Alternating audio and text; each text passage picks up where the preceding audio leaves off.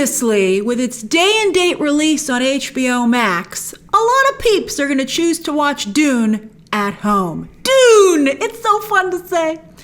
And that's an understandable choice, especially during a pandemic. But Denis Villeneuve wasn't kidding when he said you're supposed to watch this on a big screen. Not just for the visuals, but for the audio. And not just Hans Zimmer's score. So good. We'll talk about that. But also the sound design. There are a lot of really distinct moments that are accentuated by turning up the volume, let's say. And you're not going to, well, I mean, you might have a really good sound system, and it's going to be good. I mean, I think this movie would be good on any size screen, but it's not going to be as good. So if you can find a big screen with a great sound system, IMAX or Dolby, maybe at a time that isn't too crowded, that really is the way to see this movie. Because you know what I liked most about Dune, and it totally caught me by surprise. I wasn't expecting to see this because they don't make movies like this anymore. But Dune reminded me of a classic David Lean film. I'm a big David Lean fan, and I really love those epics that they used to make in Hollywood. David Lean specialized in them, but there have been a couple really great ones. And sometimes, you know, if you're a cinephile, sometimes, especially during the pandemic, so I guess this is why I feel particularly nice about it, but, you know, we were all stressed out, and I was like, you know, I just want to sit down and watch a great 3-hour epic with great production design and a big world building. And I love that. And I got that here. So that was really nice. I mean, I also think this feels like a classic story because even though it's supposed to take place far in the future, I wonder what happened to society. I don't think it would have gone down this path, but it's fun to imagine it. But it harkens back to the time of empires and war on a grand scale. I loved seeing the battalions and everyone chant Arrakis. I was like, oh yeah, okay. Oh wait, we're going to war? All right, so anyway.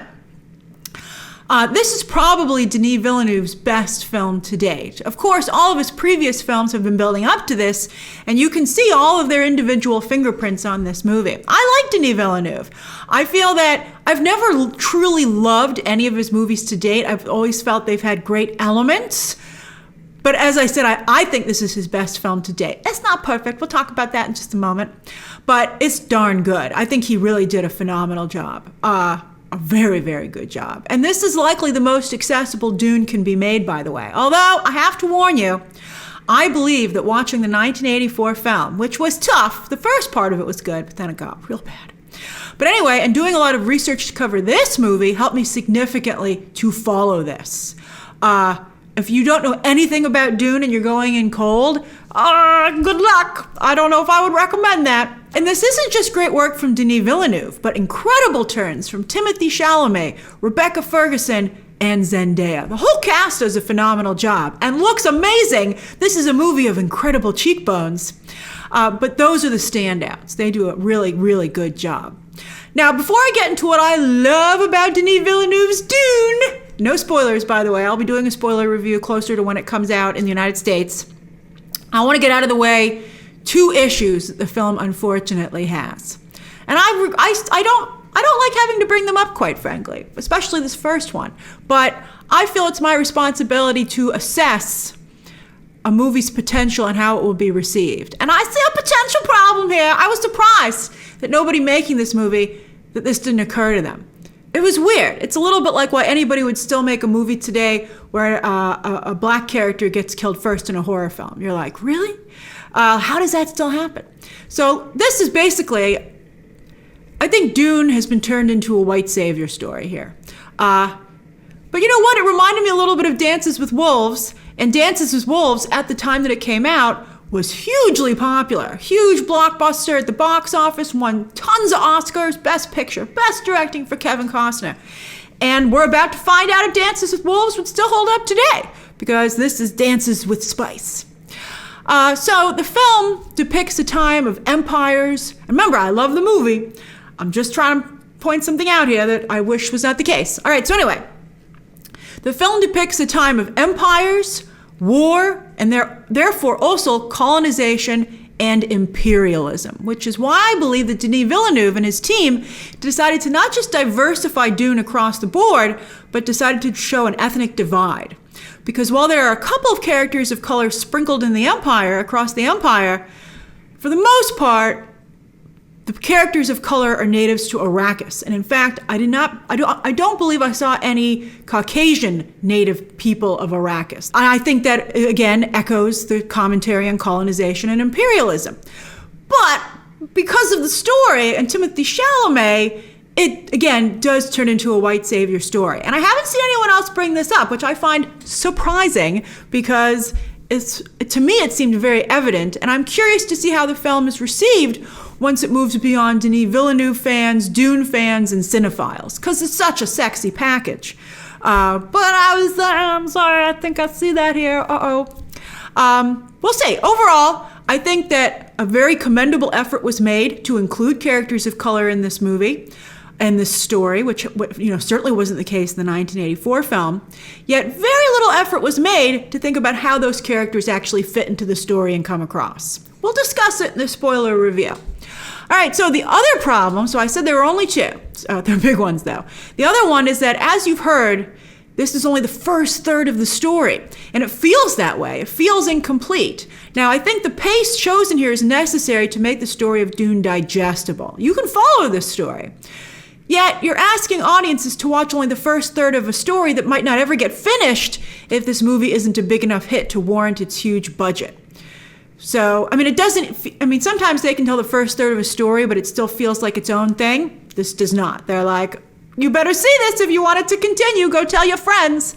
It really just ends, and you're like, okay. And it feels like the whole movie is building towards something that you don't get to see. Usually you get to see it in the movie that you're actually watching, but here it's a promise for future films. All right, now let's talk about the good stuff. There's so much good stuff. Again, don't worry, no spoilers. Let's start with the world of Dune. And I think a lot of this first movie is about immersing you in this world. And it's impressive that Denis Villeneuve and his team are able to quickly yet so definitively create a new franchise that will be instantly recognizable to audiences going forward. This is on par with Star Wars, Indiana Jones, and Harry Potter. Even Marvel, for all its success, it's the most successful franchise of all time, has not created so distinct a world, although I believe that's intentional on Kevin Feige's part. But in terms of merchandising and theme parks and experiences, I see a lot of potential in Dune. In fact, I subscribe to the Calm app, and they have some Dune soundscapes for you to listen to. And I'm like, oh, this is cool. I'd love to. But they're just repurposed regulars. They're like, this isn't just any old Rain on Leaves. It's Rain on Leaves on, Caladan, right? They're like, it's space Rain on Leaves. And I'm like, you couldn't have recorded some new stuff? And they're like, shut up. Are you into Dune or not? And I'm like, I am into Dune. Maybe I'll listen to that tonight. But anyway, huge credit goes in particular to director of photography Greg Fraser, who fittingly did Rogue One and the upcoming The Batman. Oh, The Batman's gonna look good, although we already know that. Hans Zimmer's score, although how the heck did bagpipes get this far into the future? That's the one thing that took me out of the movie. I was like, bagpipes stuck around? Someone should have come on with a guitar at that point. And then also longtime Denis Villeneuve production designer Patrice Vermette and the costume designers. Everyone is wearing my favorite colors and futuristic athletic wear. I didn't see thumb holes on anyone, but they were there in spirit. It was great. And the VFX team. These divisions, I believe, are Dune's best chances at Oscar nominations and wins because they are the most impressive and the most complete. As for the script, directing, and acting, well, the story's only just getting started, so it's kind of hard to tell how those are doing. But again, so far, it's very compelling. Even the action, while well done, feels like we're just ramping up to some great action scenes in the next movies, right? Like some of the scenes in the trailer of action are actually just teases. They're just premonitions that Timothée Chalamet has. So you've seen all that you're going to see in this movie of those scenes. That was it. So they're like, hey, it's funny to use Timothée Chalamet's premonitions as coming attractions within the movie. The biggest thing that you don't see in the trailers that actually is in this movie, besides the world building, and aside from Timothée Chalamet's powers, which we'll touch on in just a moment. Again, I don't want to give anything away. But the Dragonfly Aircraft, at first I thought they were over-designed, and I was like, that seems like overkill just for you to be weird and futuristic and spacey. And I didn't see the practical application of such a design. But as the movie went on, oh, did I? And I thought it was super cool. I was like, those ships are neat. If Dune doesn't make Timothée Chalamet a star, nothing will. Heck, the Warner Brothers suits, seeing this film in advance, quickly snapped him up for Wonka, and I'm not surprised. Wow, he is a true movie star here, commanding the screen not only with his striking looks, his hair is its own character. Denis Villeneuve made that comment on the film festival circuit, but he gives a charming and nuanced performance, just like only Timothée Chalamet can. But in the past, he hasn't been in a really big movie, but he levels up in a really great way. He also carries himself like a prince. You totally believe he is space royalty as soon as he just walks into a room. It's really cool to see. Now, as for whether or not he's space Jesus, I think the jury's still out on that one. Not just in the film itself, but, from like an audience perspective. Like the whole white savior thing, I'm going to be curious to see how people react to that overall. And then also, even beyond that, this character isn't just a hero, but he's a messiah, and not just a messiah, but a messiah for a fictional religion. I think these days that's a bit of a big ask, but he does have an incredible set of unique powers that are fantastically depicted here, which really does a lot to smooth over those other questions. He's just so cool. I mean, wow. I don't want to spoil any of the surprises with his powers, especially if you're not familiar with them. But even if you are, you will be shocked at how well they're depicted here. I mean, way better than the 1984 movie. Denis Villeneuve nails it. It's incredible. And Timothée Chalamet really does a great job selling it. I mean, he's just amazing here. Enough good things can't be said about him. And he searched this role out. He wanted to play Paul Atreides. And now that I say Atreides, maybe they were chanting Atreides instead of Arrakis. But anyway, whatever they were chanting, I was all into it. But just like Harrison Ford is Indiana Jones and Gal Gadot is Wonder Woman, I feel that Timothée Chalamet is Paul Atreides. It's just phenomenal casting. Now, this is Rebecca Ferguson's best role since Mission Impossible and The White Queen, the two big turning points in her career. And whoo, it came just in time because she's done a lot of clunkers since then. She and Timothée Chalamet not only do a great job selling their bond as mother and son, but their other connection as well. The Bene Gesserit are really cool and interesting here. But again, their story's just getting started. We just get a taste, but it was delicious. They also need raincoats, though, and you'll get that joke when you see the movie. That was a very interesting but hilarious shot. Zendaya she's Zendaya. She's fantastic in everything that she does, in my opinion. But her role here, while very small, is a great fit with her. I mean, she seems both ethereal, yet also incredibly grounded at the same time, which is what Zendaya is like in real life. And also at points very fierce, because again, her character's just getting started. And Zendaya proves also once again to be a top-notch love interest. But I would really like to see her soon graduate to projects where she's the lead herself. But she's a great love interest, phenomenal. Javier Bardem also makes a strong impression with his few scenes. I mean, he has very few scenes. His screen time is minimal, but boy, does he make the most of it. He's great. And as I said, everyone is fantastic. Everyone. We'll go into more details in the spoiler review. Although, Dave Bautista is not good. He doesn't blend into the world of Dune. He just seems like Dave Bautista walking around in it. And heck, even Jason Momoa manages to blend. So it was weird that Dave Bautista stuck out so much. And unfortunately, I gotta say Oscar Isaac didn't do that great a job. He wasn't up to the level of the rest of the cast. He doesn't seem at all like a king to me. Way too casual. He didn't have the stature of a king. He just didn't work in the role. He didn't seem like he seem like he felt he was king. It didn't work. I mean, I know his character was supposed to be like a little humble. Again, we can't talk too much about it because of spoilers, but I was surprised anybody was following him.